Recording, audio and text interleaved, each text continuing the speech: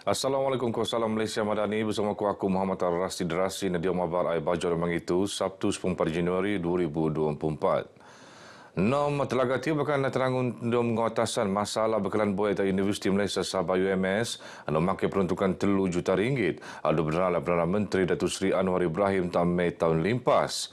466 stung diom penangunan Telaga Tiu Bay terkeluar suai mengkau perpakar Geologi UMS sementara 2 tung lagi sedang pendekelor. Timbalan Menteri Pendidikan Langa, Datuk Mustafa Sakmut marak projek KA penanggungjawab tak 2 syarikat kontraktor untuk matongan projek Lupus Note Masa bagi penetatap.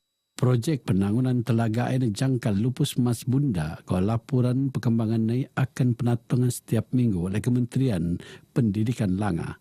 Dan apabila kita mengenal pasti bahawa sumber air ini memang mencukupi dan kita akan buat proses penggurudian, barulah kita akan buat loji penapis dan juga piping kepada hostel-hostel pelajar-pelajar.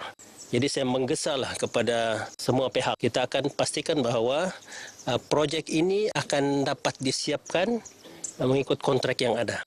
Selain peruntukan tambahan seekor 2 juta ringgit tanu benaraan oleh Menteri Pendidikan Langa Datuk Seri Dr. Jamri Abdul Kadir Tais dan Limpas Datuk Mustafa marak peruntukan ini akan penakai untuk pemasangan pipe baau tak pertembanan pelajar tak kampus. Usaha ngeruolaan penyelesaian jangka pendokter UMS untuk nabangan Jabatan Air Laut Sabah JNS nguatasan bekalan puai tak UMS. Lebih 10,000 pekerja Perintah Persekutuan Kuala Atas Sabah yang daftar Komtimus Sistem Pangkalan Data Utama Padu Sengkontu. Setiausaha Persekutuan Sabah Datuk Makhzan Mahyudin meyakid skemon 120,000 pekerja Perintah Persekutuan Atas Sabah akan mendaftar sebelum telumpu Mas Bunda. Datuk Makhzan sebagai kumpulan memelaan skim urusan perintah, pekerja perintah perlu jadi suntuk tak masyarakat dia matongan kejayaan program padu.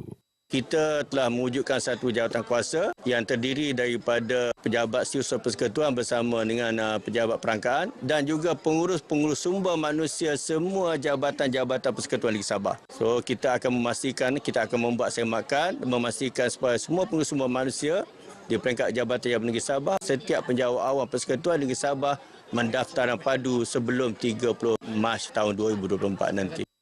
Beliau terima pengabar berjunutan program perkhidmatan komuniti lemahan MCS tak Skul Kebangsaan SK Tompios Ranau.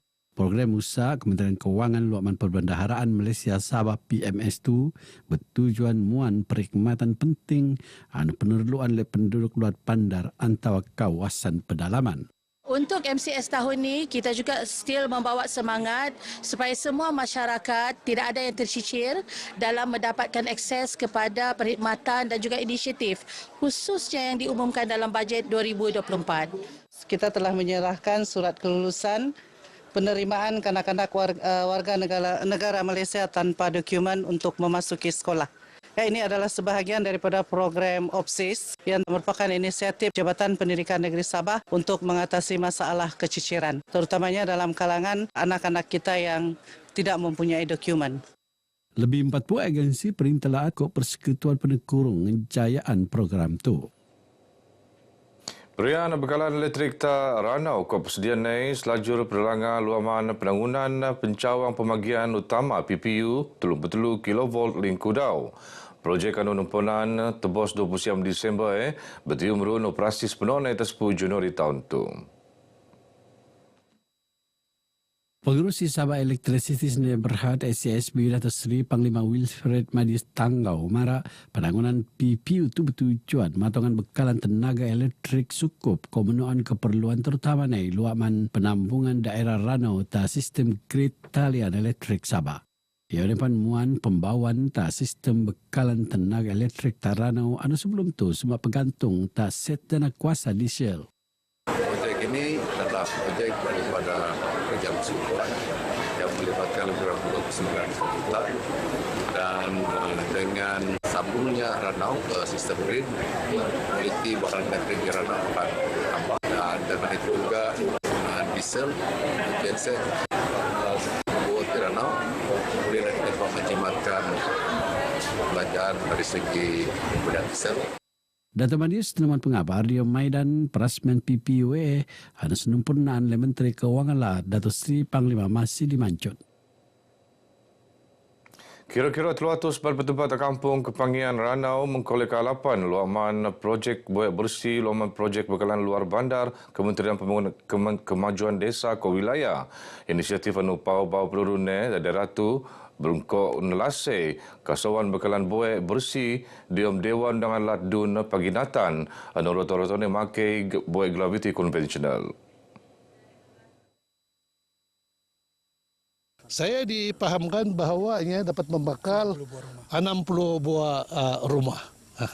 Dan ianya lebih apa yang ada sekarang ni ianya lebih daripada memenuhi keperluan penduduk-penduduk di kampung Kepangian. Sebab dulu kami sering kekurangan air lah. Bukan saja kekurangan air tapi kami menikmati air yang boleh dikatakan kotor juga lah.